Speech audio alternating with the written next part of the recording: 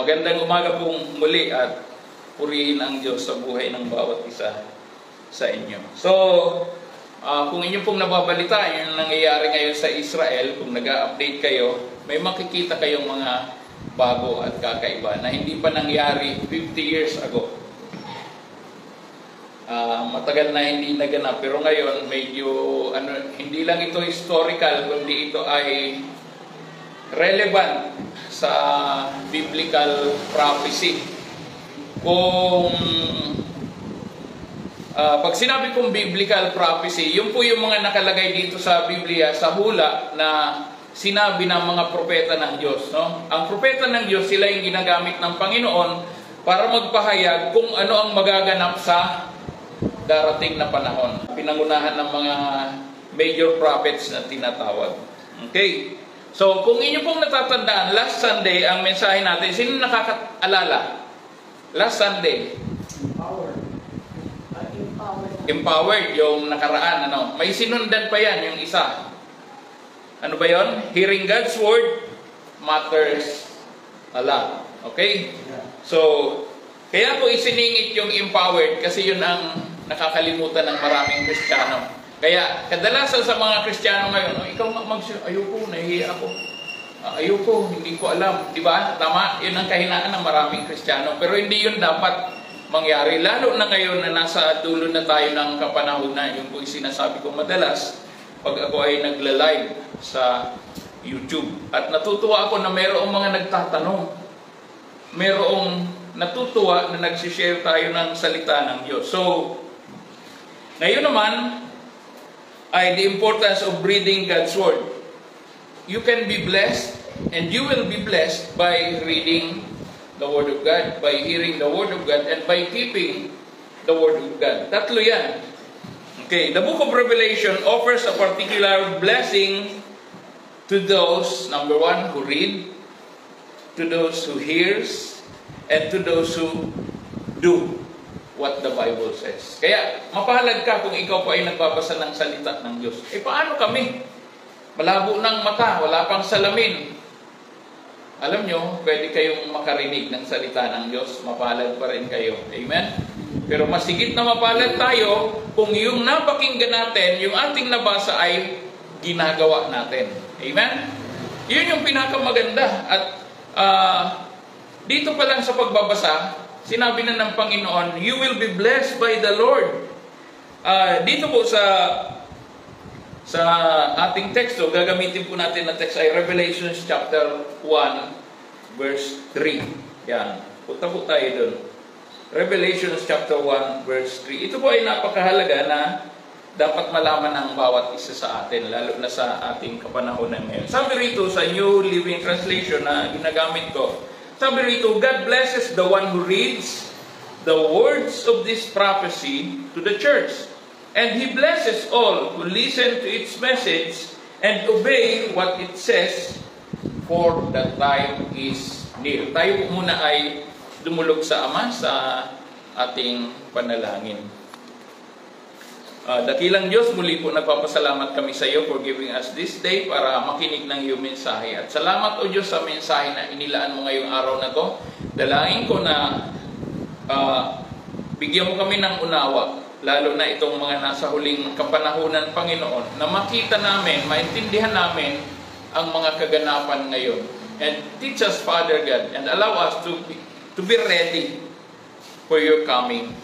Tulungan mo kami na hindi kami malagay sa alanganin. To make us always ready, O Lord God, sa pagbabalik mong muli. Salamat ng marami at sa biyaya mo kami ay nakakapagpatuloy, Panginoon. Kahit pa sa kabila ng mga iba't ibang kadahilanan na nagaganap sa aming paligid at sa aming mga buhay. Panginoon, patawarin mo kami kung meron kaming mga pagkamali, pagkukulang, kasalanan. Linisin mo rin kami ng banal mong dugo at gawin mo po kaming banal kagaya ng anak mong si Jesus. Salamat, Ama, at huwag mo pong payagan ang diablo na gumawa ng anuman laban sa mga anak mo at laban sa gawain ito. Ang gawain ito ay sa iyo, kaya ikaw po ang mapapurihan. Sa pangalan ni Jesus, lahat po ay magsabi ng Amen. Amen. Praise God. So, Tingnan po natin yung ating teksto. Sa NIV, ganito ang pagkakasulat. Blessed is the one who reads aloud the words of this prophecy, and blessed are those who hear it and take to heart what is written on it, because the time is near. Take notice. Yung salita na inilagay sa dulo ay sapagkat nalalapit na ang kapanahunan. Ano kaya yung sinasabi rito ng author na si Juan? Sa New Living Translation, God blesses the one who reads. Isipin nyo yan, yung palang yung magbasa ka ay pagpapala na para sa'yo. Amen? Kaya, i-desire natin yun. Huwag nating maliitin or baliwalain yung pagbabasa ng salita ng Diyos. At hindi ako ang may utos niyan, mismong ang Panginoon. Sabi sa Joshua 1:8, meditate on it day and night. Talagang kailangan meron tayong commitment na gawin natin ito. At least, ang requirement nga yan, at least 3 chapters a day. Hindi naman mahirap gawin yon. Kung bigyan ko kayo ng pocketbook, baka kaya nyong basahin isang araw. Ako, kaya kong magbasa ng isang pocketbook isang araw. Tapos yun. Okay, sabi rito, God bless the one who reads the words of this prophecy to the church, and He, meaning si Jesus Christ, He blesses all who listen to His word. Kung kayo po ay nakikinig, pagpapalain din kayo ng Panginoon. Bakit? Bibigyan niya kayo ng pag-asa.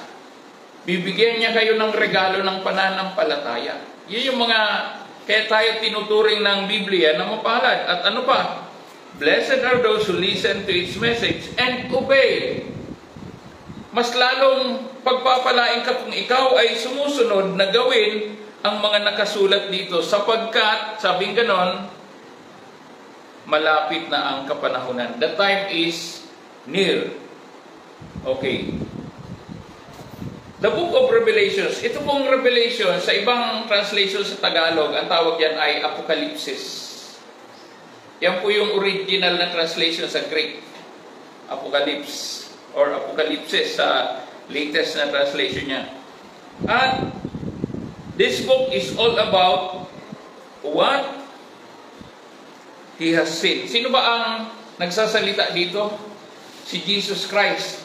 Ang kausap niya ay si Juan, si John na sumulat ng The Gospel of John, 1 John, 2 John, and 3 John, at ng Revelations, iisa po ang tinutukoy dyan. Si Juan na ipinadala sa Patmos. Kumbaga sa atin, para kang nasa iwahig. Yan si Juan. Dahil alam mo naman noon, ang mga alagad ng Diyos ay talagang pinag-uusig nila. At marami ang mga dumaranas ng persecution noon. Kaya nga, ang mga alagad ng Panginoon ay talagang pinagpapatayan eh. Merong hinati, ilagari, merong pinugutan, merong ipinako sa krus ng patiwarik, si Pedro. Kita natin yung kanilang suffering noon. Okay. The book is all about what he has seen, yung mga nakita ni Juan na ipinakita ng anghel sa kanya. The book is all about what he has heard, the word of Christ. Patungkol ito sa mga sinabi ni Kristo. And the book is all about the things that are going to happen.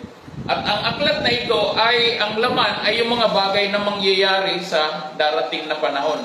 Yung tinutukoy noon na darating na panahon, yun po yung ating panahon ngayon. Ano ibig sabihin nun? End times or the last days. Yun po yung sinasabi rito. Okay. So, what is about to happen? So, ang tinutukoy dito ay yung Panginoon, yung messages ng Panginoon sa itong mga iglesia, at yung throne in heaven, and the next one is the tribulation on earth, yung magaganap na tinatawag sa Tagalog na dakilang kapighatian. Ano? Yan po yung laman ng aklat ng pahayag o tribulation or apokalipsis. Now, eto po, ang napansin ko, sa lahat po ng Gospels, pag tinabi pong Gospel, yung po yung good news, yung Matthew, Mark, Luke, John, ang nakalagay doon, the Gospel according to Matthew, the Gospel according to Mark, according to Luke, and according to John. Now, sa lahat ng yan, sa apat na yan, si John lang po ang sumulat dito sa the Gospel, giving emphasis on the word believe. Yan nyo lang po mababasa sa aklat ng Juan na ang salitang believe or sumampalataya ka ay binanggit na mahigit 100 times. Grabe, ano? Bakit kaya? More than 100 times, the word believe was mentioned in the book of John, the Gospel according to John. Tapos dito naman, sa mga epistles, yung 1 John, 2 John, and 3 John, ang nakasulat naman dyan, kasi dito sa believe, ang binibigyan ng emphasis dyan ay believe in the importance of salvation. Sulat nyo po. You must believe in the importance of salvation. Sa aklat ng epistles, ang nakalagay naman dito, sa sulat ni Juan, be sure of your salvation. Be sure of your salvation. At pagdating naman sa Revelations, ang aim naman dito is for the church to be ready. Be ready at all times because the time is near. Alam niyo ba na hindi ko ito pinabasa noon na Book of Revelations? Bakit? Sa totoo lang, ang hirap unawain. Hindi ko maintindihan ang mga nakasulat. Kasi nga, kadalasan dito ay, sabi ng mga pastor, mga nagtuturo sa Bible School, ito ay symbolic. Now, the message, yung mensahe natin ngayon ay may kinalaman doon sa order of the end times event. Yung pagkakasunod-sunod ng magiging kaganapan ngayon sa mga huling araw. So, umpisan po natin dito sa aklat ng Juan.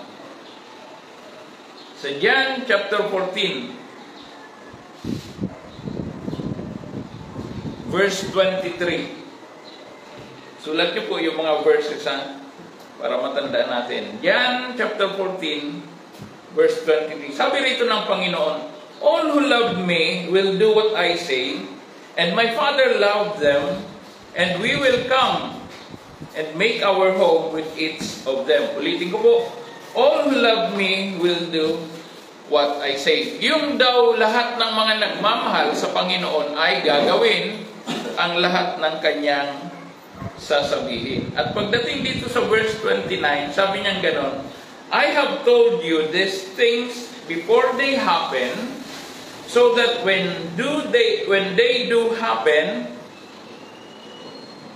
you will believe. Ayan, binanggit na naman. Kapag ka nangyari daw ito, nasasabihin niya, alin ba tinutukoy niya rito na pag nagkaroon ng kaganapan, yung kanyang kamatayan sa krus. Di ba sabi niya sa verse 1? Tingnan niyo po.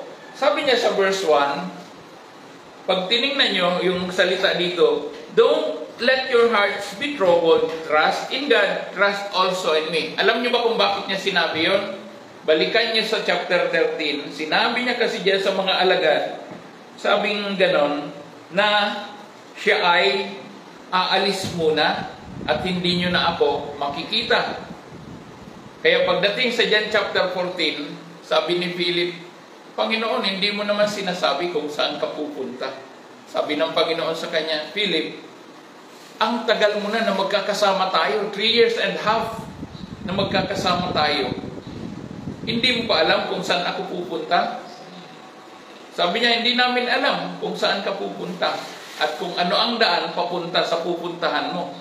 Kaya doon nagsabi ang Panginoon sa John 14 verse 6, I am the way, I am the truth, and I am the life. And no one comes to the Father except through me. Kaya daw, sabi niya, walang makakaparoon sa kaharian ng Ama sa langit, maliban na siya ay dumaan sa akin, sabi ni Jesus sa mga alagad.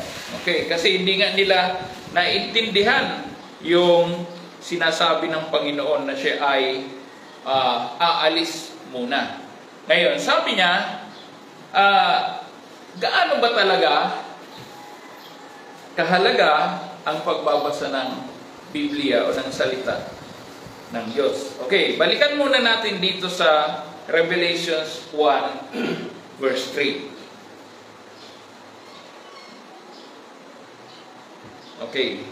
Sabi rito sa isang translation sa New American Standard Bible, "Blessed is he who reads and those who hear the words of the prophecy and heed." Pag sinabing heed, H-E-E-D, yung mga sumusunod o ginagawa ang nakasulat dito sa Biblia, sapagkat sabi niya, sapagkat ang kapanahunan ay malapit na. Sinasabi niya na malapit nang magkaroon ng katuparan ang mga nakasulat dito sa Revelations. Okay? So, ang ating pinag-uusapan dito ay the book of Revelations. Ngayon, what was John referring to when he said the time is near? Di ba binanggit niya sa verse 3, Revelations 1 verse 3, na mapalad ang mga nagbabasa ng salitang ito, ang nakikinig sa salitang nakasulat dito at gumagawa o ginaganap ang nakasulat sa aklat ng hulang ito, sapagkat malapit na ang kapanahunan. So ano ba tinutukoy dito ni Juan? John was referring to an event that will happen shortly. Ang tinutukoy po dito ni Juan ay yung event, yung mangyayari, yung magaganap ng mabilisang magaganap. Sabi niya ganon. An event that will happen shortly. The event of this book that will take place, yung mangyayaring event sa nakasulat dito sa Revelations, they will happen shortly. Ano ibig sabihin nun? Na hindi magtatagal, magkakaroon ng kaganapan at kinakailangan na ito ay maganap ng mabilisan, ng madalian. This book of Revelation is called the predictive prophecy. Pag sinabi pong predictive prophecy, ito ay hula kung ano ang magaganap sa darating na araw. At sinulat ito 2,000 years ago, at ang binabanggit na kapanahunan o huling araw, yung ating panahon ngayon. Naintindihan po natin? Nasa huling araw na po tayo. Bakit? Lahat karamihan ng mga sinabi sa lumang tipan ay papanganak ang tagapagligtas. Nangyari na, pinanganak na si Jesus. Amen? Sinabi rin doon na siya ay mamamatay sa krus, parurusahan, kahit wala siyang kasalanan. Natupad na. At sinabi rin doon na siya ay bangon muli sa mga patay, natupad na. Amen? So lahat ng mga nakasulat doon sa lumang tipan, unti-unti nagkaroon ng kaganapan. Ngayon naman, itong sulat, ayon dito sa pahayag, ay magkakaroon ng kaganapan at mangyayari ito ng mabilisan. So this book describes things that must surely take place based on God's timeline or timetable. Alam niyo po ba, maraming nagtatanong. Sabi noon, asan yan? Nagtatanong sila sa mga apostol, sa mga alagad ng Panginoon. Asa yung sinasabi nyo na babalik na ang Panginoon? Asa yung sinasabi nyo na magra-rapture? Ang tagal-tagal na, nangamatay na nga mga magulang namin sabi nilang ganon. Kaya sumagot si Pedro, sabi niyang ganon, hindi nyo ba alam na sa Panginoon, ang 1,000 taon ay isang araw, at ang isang araw ay 1,000 taon. Ano ibig niya sabihin? Huwag kayong mainip. Kasi kung nangyari yun na 2,000 years pa, ay 2 araw pa lang. Isip ko, paano yung mga kamag-anak natin na hindi paligtas? Paano yung mga kilala natin na wala pa sa Panginoon? Paano yung mga kaibigan natin? Ang babait naman, pagkatulog. Sana sila rin mapunta sa langit. Amen? Paano yung ating mga biyanan, mga in-laws? Diba? Hindi kaya tayo iiyak? Iniyakan din tayo ng ibang nakakilala sa atin at nag-pray sa atin.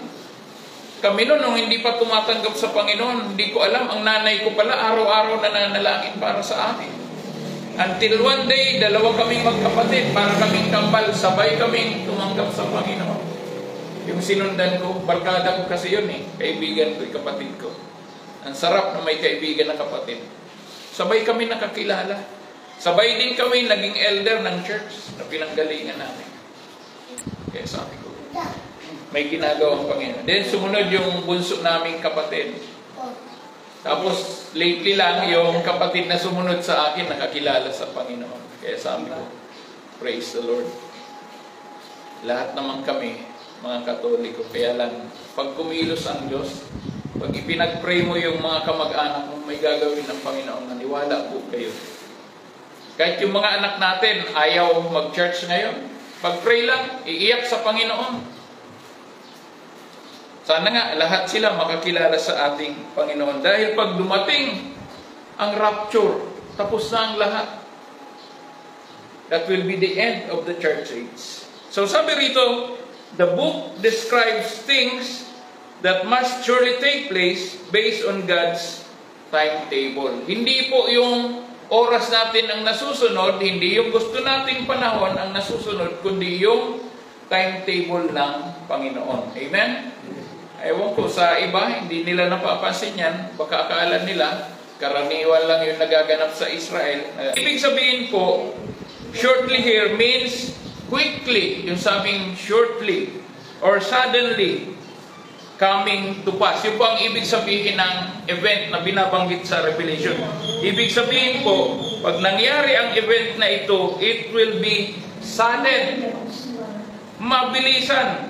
Kaya nga po, sa mga nagbabasa ng aklat na ito, ang sabi ni John ay, you are blessed. Ikaw ay mapalad kung ikaw ay nagbabasa ng salita ng Diyos. Hindi ibig sabihin na porket binasa mo at naintindihan, ay doon ka lang pagpapalain. Hindi. Yung pong magbasa ka pa lang ng salita ng Diyos, pagpapala na yan sa iyo. Bakit? Salita yan ng Diyos at ang salita ng Diyos ay buhay. Amen? So we can be blessed by reading and hearing even when we don't understand. Dahil sa totoo lang, hindi naman ko binasa mo, napakinggan mo, naintindihan mo na. Amen? The mere fact that you read, that you listen, you are already blessed. And all the more that you will be blessed kapag ikaw ay sumunod sa sinasabi ng salita ng Diyos. Amen? Kaya makikita nyo, yung mga sumusunod sa salita ng Diyos, alam mo, sasabihin mo, ba't para kang walang problema? Ano sagot natin? Wala naman talaga ako problema, ang Diyos meron. Kasi yung problema ko, siya ang nagdadala. Amen? Di ba sabi niya, siya ang problema sa problema natin? Kaya sabi niya, huwag kayong mag-alala. Nakakapangit yan. Hindi yan sinabi ng Diyos. Ako ang may sabi niyan. Totoo naman pag nag-alala ka, hindi ka nagiging maganda, hindi ka nagiging gwapo. Dahil nagdidikit ang iyong kilay, nagsasalubong ang iyong kilay, nakukusot ang iyong noo. Dumadami ang piligis mo dyan. Kaya ang tawag sa'yo, milenya, hindi millennial. Milenya ka na sa noo. Gusto niyo ba yung ganon? 20 anyos pa lang kayo, mukha na kayong 80. Gusto niyo yun? Dapat ang itsura niyo mukhang ubas. Pero dahil pag-alala niyo, naging mukhang pasas. Di ba? Kulubot. Okay, so, sabi ganon, you are blessed by keeping what is written in this scripture. So, what was the major event that is about to happen? Ito na po ang subject matter natin. The rapture of the church. Sulat niyo po dyan, pinaka-title. The rapture of the church. Now, ito ang mga controversy rito. Sabi nung iba, wala namang rapture sa Biblia Tama? Nabasa niyo sa Bible ang salitang rapture? Walang nakasulat na rapture sa Biblia. Yung Trinity, wala rin yan sa Bible. Tama? Ang nakalagay doon, Father, the Son, and the Holy Spirit. Walang Trinity. At ang totoo niyan, yung salitang Bible, wala rin po sa Bible, pero pinapaniwalaan nyo. Sino ngayon? Ang pakikinggan natin. Yung mga nagdudunong-dunungan, wala naman yan sa Bible. Yung salitang Bible, wala sa Bible Okay, ito pa ang isa na controversy when it comes to the word rapture. Bukod sa hindi ito nakasulat, kasi ang meaning talaga ng rapture ay to be caught up. Caught up, yun ang talagang translation niya sa Greek. At pag hinanap niyo sa dictionary, ang nakasulat doon sa rapture ay to be caught up, to be snatched up, dagitin, kunin ng mabilisan, at isang iglap lang. At yung iglap doon ay, alam niyo ba yung salitang kisap mata or pagkurap ng mata? Gaano kabilis yun? Ayan, yung ganyan. Diba yung ganyan yung, ayan, ganyang pagkurap. Kisap mata ang tawag doon. Ganon kabilis ang kaganapan pagdating ng rapture. So, to be caught up, and here are the passages. Nandito po yung mga passages na gagamitin natin. 1 Thessalonians chapter 4, dito tayo magsisimula. 1 Thessalonians chapter 4, verses 15 up to 18. So, babasahin ko po rito. Ito po ay sulat ni Pablo sa mga taga-Thessalonica. Sabi niya ganon, we tell you this directly from the Lord. We who are still living, when the Lord returns, will not meet Him ahead of those who have died. Ano ibig sabihin nito? Yung succession or yung pagkakasunod-sunod, chronology. For the Lord Himself will come down from heaven. Anong sabi rito? Sapagkat mismong ang Panginoon ay bababa mula sa langit. Kung inyo pong naaalala, doon po sa Aklat ng Mga Gawa, Kapitulo 1, talatang 11, binanggit din po yan. Sulat nyo po, John chapter 1, verse 11. Sabing ganon, men of Galilee, they said, why do you stand here looking into the sky? This same Jesus who has been taken from you into heaven. So yun yung kabilang sa isa sa mga word na rapture. Taken into heaven, si Jesus Christ. He will come back in the same way you have seen Him go into heaven. Kaya nga, sabi nung iba, meron na daw rapture na naganap. Yun po ay kasinungalingan. Yun po ay gawa-gawa lang. Walang totoong nagaganap na rapture. Dahil ang rapture po, kung paanong si Jesus ay umakyat sa langit, nakita ng mga alagad. Sabi niyang ganon, kung paano akong umakyat sa langit, ganon din makikita ninyong lahat ang kanyang pagbaba mula sa langit hanggang sa alapaap. At ang sabing ganon ni Pablo, tayo namang mga nabubuhay pa, we who are still living, when the Lord returns, will not meet Him ahead of those who have died. Hindi raw tayo mauuna doon sa mga mananampalataya na naunang namatay. Sila muna ang babangon at kukunin ng Panginoon, sasalubungin si Jesus sa alapaap. At ang sabing ganon, for the Lord Himself will come down from heaven, mismong ang Panginoon mula sa langit bababa hanggang sa alapaap. At ano sabi rito? With a commanding shout, with the voice of the archangel, and with the trumpet call of God, first, the believers who died will rise from their graves. Babangon sila sa kanilang mga hukay. Then, together with them, we who are still alive and remain on the earth will be caught up, will be raptured in the clouds to meet the Lord in the air, upang salubungin natin ang Panginoon sa alapaap. Then we will be with the Lord forever. Amen? So ano ibig sabihin niyan? Once the rapture has taken place, it will be the end of the church age. Bakit po? Sapagkat lahat ng mga sumampalataya sa Panginoon, niligtas ng Panginoon, kukunin ng Panginoon, sasalubong doon sa alapaap at dadalhin niya sa langit. Maliwanag po yan. Yan po yung patunay ng sinabi niya dito sa John chapter 14. Ano ang sabi niya? Sabi niya sa verse 3, and if I go and prepare a place for you, I will come back and take you. Take you means to snatch you. Kung kayo ay mga buhay pa, tayo buhay pa, to be with me, that you also may be where I am, sapagkat kung saan ako nandoroon, ay doon din kayo. So, ibig sabihin, pagkakuha sa atin dito sa lupa, salubong tayo sa alapaap, dadalhin niya tayo sa langit, kasama niya sa Diyos Ama. Amen? Di ba natin papalakpakan ang Panginoon? Yung binabanggit ko po rito na aral ay nagbibigay sa atin dapat ng pag-asa. Amen? Hindi tayo mananatili dito sa lupa na naghihirap, na nagtitiis at nagpapasensya sa mga nangyayari sa mundo. Kaya mapalad po kayong lahat ng mga naandyan.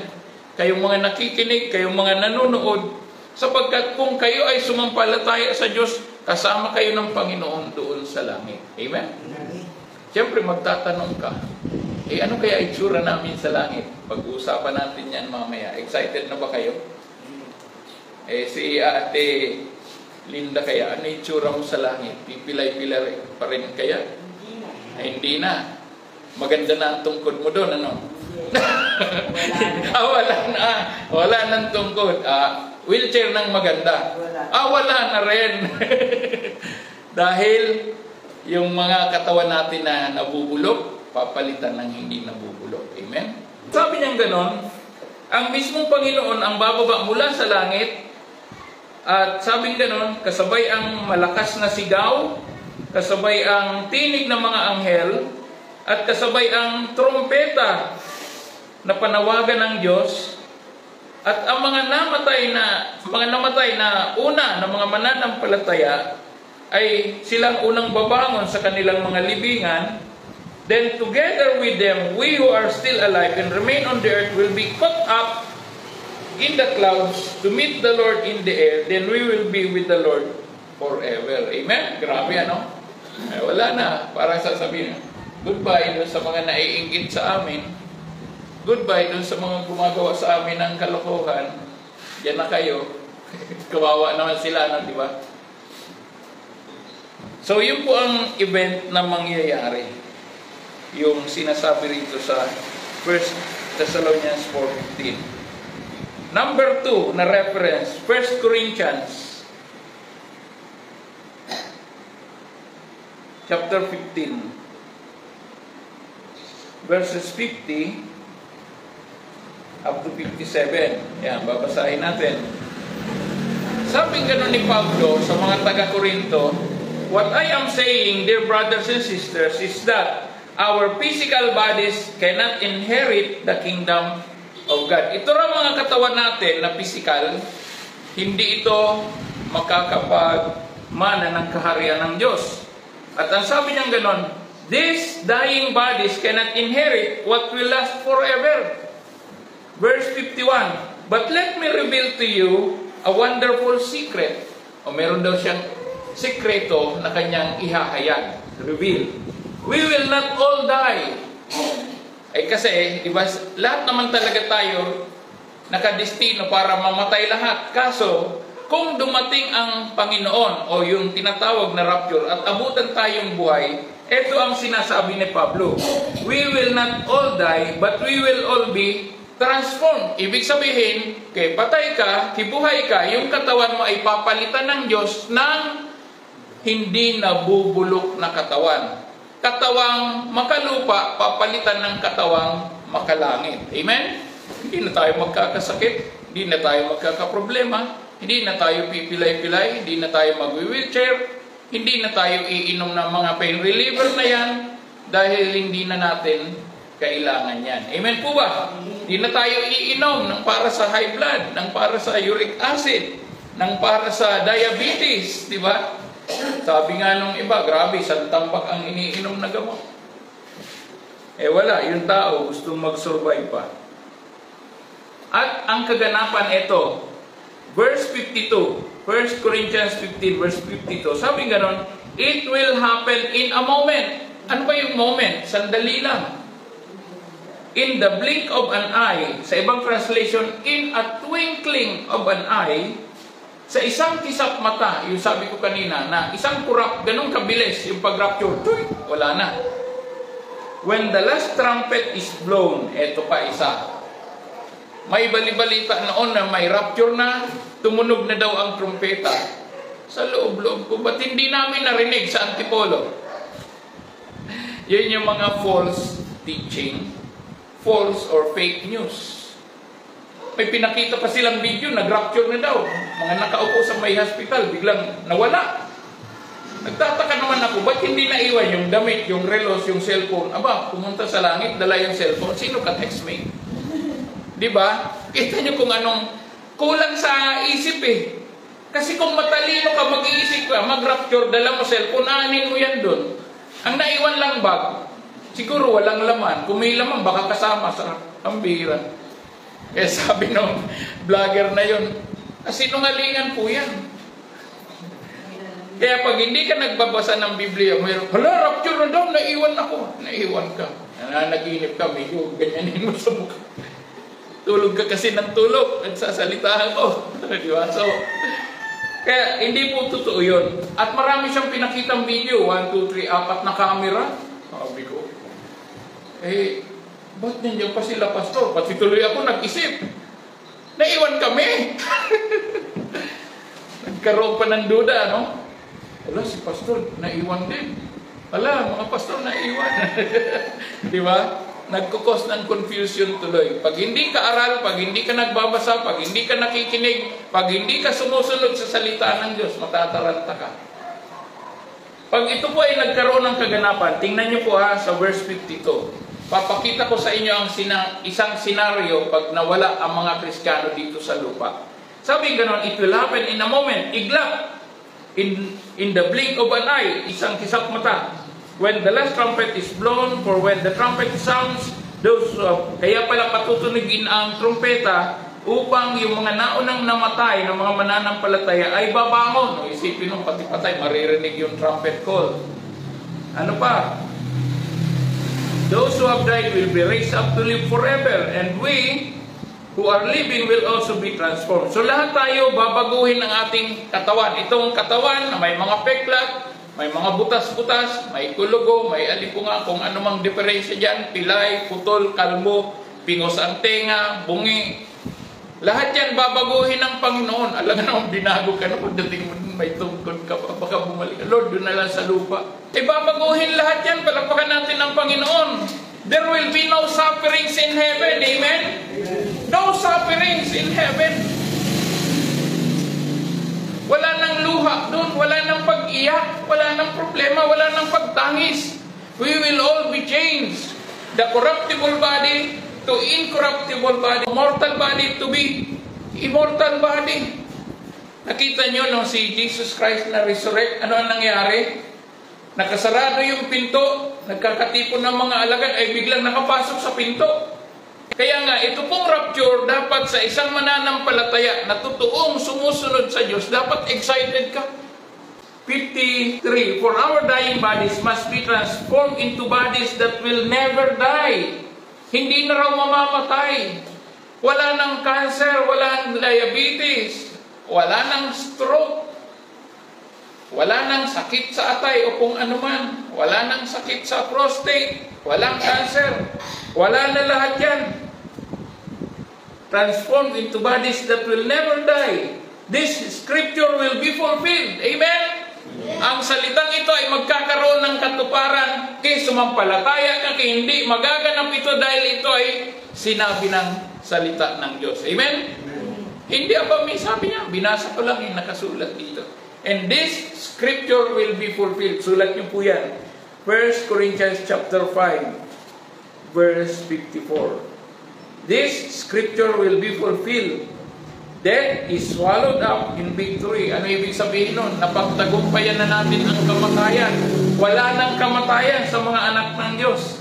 Hindi ka nahahatulan. Sabi sa Romans chapter 8, verse 1, lahat ng nasa Panginoon, wala nang hatol sa inyo.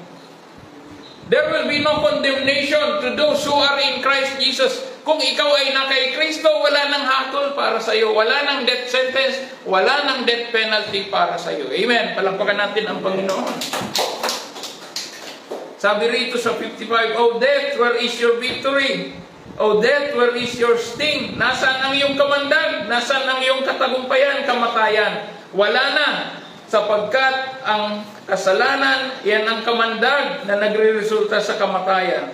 And the law gives sin its power. But thank God, verse 57, He gives us victory over sin and death through our Lord Jesus Christ. Palakpakan natin ang Panginoon dahil siya ang nagbibigay ng katagumpayan sa ating mga buhay. Hallelujah. We will all be transformed in the twinkling of an eye. Kaya sabi rito sa John chapter 14, balikan natin, John 14, verse 1 up to 3. Don't let your hearts be troubled. Huwag daw maguluhan ang inyong mga puso. Sumampalataya kayo sa Diyos, sumampalataya din kayo kay Jesus. Sabi niya, trust also in me. Pagdating sa verse 2, there is more than enough room in my Father's home. Anong tinutukoy? Doon sa langit. Napakaluwag doon. Kasyang-kasya kayo doon. If there was not so, kung hindi ito totoo, sana sinabi ko sa inyo noong una pa. O di ba ipaghahanda ko ba kayo ng lugar para sa inyo? Verse 3, when everything is ready, I will come. Yan po yung rapture. Babalik ako at kukunin ko kayo. I will come and get you. Kaya ko sinabing rapture, hindi yan yung second coming. Magkaiba po yun. Ang rapture ay yung pagkuha sa mananampalataya. Ang second coming ay yung kasama na ng Diyos ang mga mananampalataya na maghahari ng 1,000 taon dito sa lupa. Napagkakamalan kasi ng iba na yung rapture, yun ang second coming. Hindi po. Kaya nga sabi ko yung chronology or pagkakasunod-sunod ng event sa rapture, yun ang ating topic. Kaya exciting ito eh. Okay. I will come and get you so that you will always be with me where I am. Punta tayo sa 1 John chapter 3 verse 2. Anong magiging itsura natin? 1 John chapter 2 or chapter 3 verse 2. Sabi niyang ganon, si John pa rin ang sumulat nito, yung sumulat ng pahayag o revelations.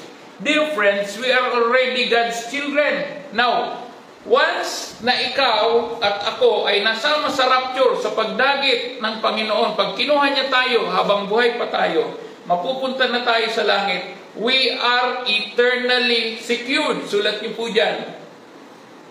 As a believer, after the rapture, sulat niyo, we are eternally secured. Wala nang duda yan. Kasama na tayo sa langit. Sabi ganon sa 1 John chapter 3 verse 2. Dear friends, we are already God's children, but He has not yet shown us what we will be like when Christ appears. Kaya nga, hindi pa natin nakikita kung ano magiging itsura natin pag nagpakita ang Panginoon. Mula sa langit, bababa hanggang alapaap. But we do know that we will be like Him, for we will see Him as He really is. Kaya nga, sabi niya ganon, kung ano siya, magiging ganon tayo. Amen? Heavenly body, resurrected body, ang Jesus Christ, magiging ganon ang ating katawan. Hallelujah. Palakpakan natin ang Panginoon. Wow! Magiging kagaya tayo ng ating Panginoon. Hallelujah. Kaya sabing ganon sa verse 3, and all who have this eager expectation, kayo ba ay excited? Kayo ba ay gusto nyong mangyari na ito? Sabing ganon, all who have this eager expectation will keep themselves pure just as He is pure. Kaya nga, nung ipinahayag ito ng Diyos kay Juan, sabihin mo ito sa iglesia. Bakit? Upang sila magkaroon ng excitement, magkaroon sila ng preparation, at maging handa sila palagi sa kanilang pagsalubong sa aking pagpaparintong muli. Sabing ganon. So that those who are eager for that expectation will keep themselves pure. Ano ibig sabihin nun? Na tayo daw ng mga sinimulan ng Diyos na maging banal ay magpatuloy sa pagiging banal. Amen? Maging banal. Nakakalungkot lang. Yung iba, mas umiiral pa yung pagiging mainitin ng ulo. Alam niyo ba yun? That is reality. Pag may problema, ang init kagad ng ulo. Hindi yun nakakatulong. Pag uminit ang ulo mo, pumapangit ka pa. Ayan, nakikinig kayo ha. Sino ba sa inyo mainit ang ulo tas gumanda? Wala. Kasi sinungalingan yung sinasabi ng mga nanliligaw sa babae. Ay, alam mo, lalo kang gumaganda pag nagagalit ka. Pakan nyo kagad. Ay, nasa TV pala tayo. Kasi sinungalingan yun eh. Nakita kayo ng babaeng simangot tas gumanda.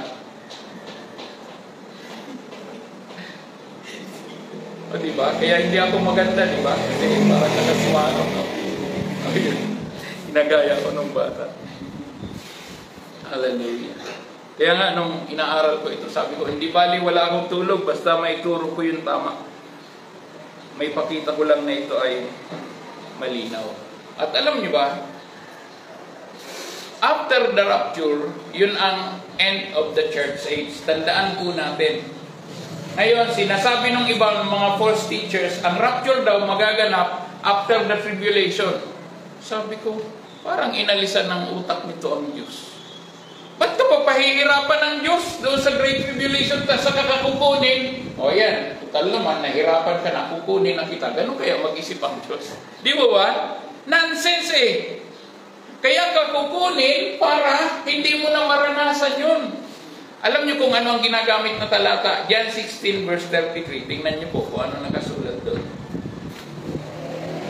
Ang nakalagay dyan sa John chapter 16 verse 33, in the world, John 16 verse 33, in this world, sabi ni Jesus, in this world, there will be tribulation. Mali na kaagad na yun ang ituring na great tribulation. Tribulation lang. Wala namang great. Magkaiba na kaagad. Ikalawa, ang ibang translation, na tamang translation ay, in this world, there will be trouble. Ang trouble sa Tagalog ay, ano? Kaguluhan. Bakit may kaguluhan? Kasi ang daming tao na magulo, mga walang Diyos, walang pananampalataya. Yun yung pinoproblema natin araw-araw. Ngayon, ang nasabi ni Jesus Christ, in this world, there will be tribulation, but be of good cheer, I have overcome the world. Ang ibig po sabihin ng tribulation or trouble, sulat niyo po, trouble slash tribulation, ang equivalent niyan ay persecution. Kaya dapat talaga nag-aaral tayo ng salita ng Diyos. Persecution. Tingnan niyo po sa John chapter 15 verse 20. Sabi rito, remember the word I have said to you, sabi ni Jesus Christ. Remember the word I have said to you, kausap niya mga alagad, a servant is not greater than his master. If they persecuted me, they will also persecute you. If they keep my words, they will keep yours also. Ang Panginoon pinarsecute. Ano ang sabi? Anak ka na. Ikaw ay nasa demonyo. Ikaw ay may espiritu ni Beelzebub. Ikaw ay matakaw. You are glutton kasi nakikisalamuha ka sa mga tax collector, nakikikain ka pa. Daming paratag sa Panginoon, ano? Sinabihan pa siya, meron kang demonyo. Ano sagot ng Panginoon? Kung yung mga masamang espiritu daw, papalayasin ng demonyo, hindi magkakawatak-watak. Kasi di ba pinapalayas ng masamang espiritu sa tao? Sabi ng mga persecutor niya, may sa demonyo yan kasi pinalayas ng demonyo doon sa tao. Kaya sabi niya, kung ang demonyo, kapwa magpalaya sa kanyang kapwa demonyo, magkakawatak-watak sila, tama? Daming paratang sa Panginoon. Tapos yung mga kapatid niya, ano sabi? Nasisiraan na yan ng ulo eh. Kaya sa lugar niya, kaunti lang ang pinagaling niya. Bakit? Walang pananampalataya yung mga tao. Grabe, ano? So yan po ang mga sufferings ng ating Panginoon. So what happens after the rapture? It will be the end of the church age. Tingnan niyo po Matthew 16 verse 18. Matthew 16 verse 18. Sulat niyo po yan yung mga binabanggit ko. Sa Matthew 16 verse 18, Ang kausap diyan ni Jesus ay si Pedro. Sabi niya ganon, verse 17, Jesus replied, "You are blessed, Simon, son of John." Si Simon, siya rin po ang Peter, kaya ang tawag minsan sa kanya, Simon Peter. "You are blessed, Simon, son of John, because my Father in heaven has revealed this to you. You did not learn this from any human being." Verse 18, "Now I say to you that you are Peter, which means rock. And upon this rock I will build my church, and all the powers of hell will not conquer it." Maging ang pintuan daw ng Hades ay hindi kayang makapanaig sa church na itatayo ng Panginoon. At sinabi yan kay Pedro. Now, the end of the church age is after the rapture. But the beginning of the church age ay nasa book of Acts chapter 2. Acts chapter 2. Tingnan niyo po dyan. Malapit na tayo magtapos. Huwag tayong mainip.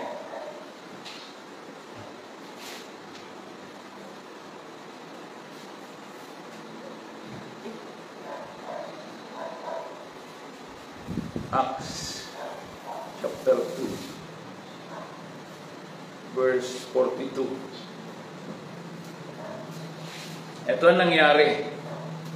Si Pedro ang nagsasalita dito nung ibinigay na ng Diyos, nung bumaba na ang Holy Spirit sa mga apostol. Diba sa chapter 1 verse 8, "And you shall receive power." Yung last Sunday, you are empowered individual. Ngayon sabi niya, sa sulat dito na sinulat ni Apostol Lucas, Dr. Lucas, chapter 2 verse 42 ng book of Acts, all the believers devoted themselves to the apostles' teaching. Ano nangyari? Nandoon sila nakikinig sa mga alagad ng Diyos, sa mga apostol, nakikinig ng kanilang aral at nagkakaroon sila ng fellowship, and to sharing in meals, including the Lord's Supper, and to prayer. Doon din sila nagko-communion. Verse 43, "A deep sense of awe came over them all, and the apostles performed many miraculous signs and wonders." Sa church yun, nagkakaroon ng mga miracles and wonders. "And all the believers met together in one place." Yun po yung tinatawag na church. Gathering of the believers. Verse 44, "All the believers met together in one place, shared everything they had." 45, "They sold their property and possessions and shared the money with those in need. They worshiped together at the temple each day." Matindi noon kasi araw-araw sila po ay sumasamba. Nag-worship. "They met in house or in homes for the Lord's Supper." Ito yung tinatawag na cell grouping. Yung nagbabahay-bahay sila. "And shared their meals with great joy and generosity." Kaya kapag mayroong mga cell group, hindi yan nawawala ng kainan pagkatapos. Verse 47, "And all the while, praising God, enjoying the good with all the people, and each day the Lord added to their fellowship those who were being saved." Kaya naman noon, napakarami ng mga nako-convert kasi araw-araw nagtitipon sila. At lahat ng mga dumadalo, nakikinig, napapagpala, nagpapabautismo, nililigtas ng Panginoon. At araw-araw, nadadagdagan ang bilang nila. From the 11 or 12 apostles, may pumalit na kay, kay Judas, naging 12. Tapos nung sila mag-share ng gospel, kumalat sila, nagkaroon ng 120 believers. Tapos nung nangaral si Pedro, 3,000 ang naging convert. Tapos nung nangaral sila magkakasama, ano ang nangyari? Naging 5,000 plus. Umabot ng 15,000 yung kanilang bilang sa book of Acts. Yun yung nangyari. So that was the beginning of the church age. Acts. Pagdating sa Revelations, that was the end of the church age. Bakit po? Pansinin ninyo at isulat nyo, Revelations chapter 1 hanggang chapter 3, nandiyan pa ang church binabanggit. Revelation chapter 1 hanggang chapter 3, binabanggit ang church. Ibig sabihin, hindi pa nagaganap ang rapture. Pagdating sa chapter 4 hanggang chapter 19, wala ng church. Bakit? Tapos na ang rapture. End of the church age. Tapos na ang rapture, ang nangyayari na 7 years of great tribulation period. At doon na papasok yung 144,000 na pinili ng Diyos na tinubos niya doon sa mga Hudyo po yun. 144 from the 12 tribes of Israel, kukuha siya ng 12,000 kada tribe, magiging 144,000 converts during the tribulation period. Yun ang mga mangangaral para yung mga pinili ng Diyos ay ma-born again pa rin. At doon darating ang second coming. Kasama tayo doon, nabababa, kasama ng Panginoon, at maghahari ng 1,000 taon dito sa lupa. Nakuha natin, nasundan niyo po ba yung rapture at yung mga sumunod na event? Kaya wala pa po yung rapture, wala pa yung second coming. Mauuna muna ang rapture. Ngayon, ang ikalawang tanong, bakit may rapture? Bakit ang pananampalataya natin, ang rapture ay magaganap bago ang tribulation period? Una, we will be protected by the Lord God. So during the Great Tribulation period, ang ginawa ng Panginoon, nakasulat sa Isaiah chapter 53, pag binasa niyo po ang Isaiah chapter 53, ang nakasulat po doon ay yung purification ng church. Kaya isinilang si Jesus, chapter 53 verse 11, sabing ganon, the Lord Jesus will purify the believers. Mahaba po yan, pero basahin niyo po yung buong Isaiah 53. Ang pinaka-sentro dyan na kinuha ko ay verse 11. Pero mula verse 1 hanggang dulo, basahin nyo. Sinasabi doon yung prophecy na ipapanganak si Jesus. Pahihirapan siya na halos ang kanyang mukha ay hindi makilala dahil sa mga hataw, hagupit. Kaya mali yung mga picture sa yung mga nakabako na ang mukha. Buo ba, hindi na po makikilala si Jesus nung hinampasan pa siya sa mukha. Kasi pag baon ng pamalo, paghugot kasama ang laman, lalabas ang buto. Hindi na siya makilala. Ganon katindi ang inabot ng Panginoon para lang sa iyo at sa akin. Amen? Kaya, sasayangin mo ba ang buhay ngayon? So, number one reason, kaya tayo hindi na dadanas ng Great Tribulation because we will be purified by God. At sabi sa Romans 8 verse 1, those who are in Christ, there will be no condemnation. Wala nang hatol sa iyo. Yung tribulation period, ayun ang paghihiganti ng Diyos sa mga hindi mananampalataya. Alam nyo ba yun? 1 Thessalonians chapter 6 verses 8 to 10, nakalagay po yan doon. Na yung lahat ng mga naglilibak sa inyo, mga lahat ng nagpe-persecute sa inyo, parurusahan sila doon sa impyerno. Sa dagat-dagatang apoy. Yun ay paghihiganti ng Diyos sa kanya. Kaya pagtiisan nyo yan ngayon, habang nabubuhay pa po tayo. Hallelujah. So, napakabuti ng ating Panginoon. Persecution. Pagdating sa Revelation 3 verse 10, basahin po natin. 3 verse 10. Sabi po rito, because you have obeyed my command to persevere, I will protect you from the great time of testing. Yung pong great tribulation, ang ibang term na ginamit ay great time of testing. Para kanino daw yun? That will come upon the whole world. Na yun ay magaganap sa buong sanlibutan to test those who belong to this world. O hindi ka kasali doon. Amen? Ang isang mananampalataya ay hindi nakabilang doon sa sanlibutan. Pag tinukoy po na sanlibutan or world, yun po yung mga hindi mananampalataya. Hindi na ikaw kabilang doon dahil nag-rapture na.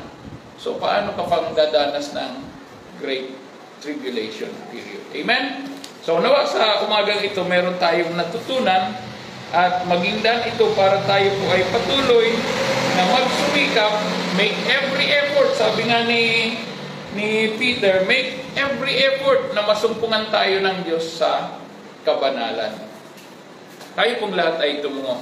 Panginoon, sa umagang ito, nagpapasalamat kaming muli sa iyo, sa biyaya mo, sa plano mo, at sa mga ganap na event, sa muling pagparito mo para kunin ang iyong mga anak, para alisin, agawin, dalhin sa langit kasama mo. Salamat o Diyos, napakabuti mo. Niluluwalhati ka namin dahil dito at ito ang aming dalangin sa iyo sa tanging pangalan ni Jesus. Lahat po ay magsabi ng Amen. Praise God. Palakpakan natin ang Panginoon. Nagtataka lang ako, walang nanood ngayon.